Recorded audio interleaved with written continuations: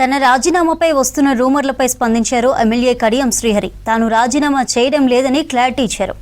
తన ఎన్నిక గురించి, రాజీనామా గురించి ఆలోచించడం మానేయాలని సూచించారు. స్పీకర్ ఏం నిర్ణయం తీసుకుంటారో చూసిన తర్వాత తన కార్యాచరణ ప్రణాళిక ఉంటుందని స్పష్టం చేశారు. జనగామ జిల్లా స్టేషన్ గన్పూర్ నియోజకవర్గ స్థాయి ముఖ్య కార్యకర్తల సమావేశంలో పాల్గొన్నారు ఎమ్మెల్యే కడియం శ్రీహరి. నా రాజీనామా గురించి ఆలోచించకండి. ఏదో రాస్తారు, ఏదో చేస్తారు, దాన్ని చూసుకున్నాను. తర్వాత నేను రాజీనామా చేయడం లేదు. స్పీకర్ గారు ఏ నిర్ణయం తీసుకుంటారో వారి నిర్ణయం తర్వాత నా కార్యాచరణ ప్రణాళిక ఉంటుంది. ఏ నిర్ణయం అయినా నియోజకవర్గ ప్రజల ఆశీర్వాదం ఉన్నది, మీ అందరి సహకారం ఉన్నది.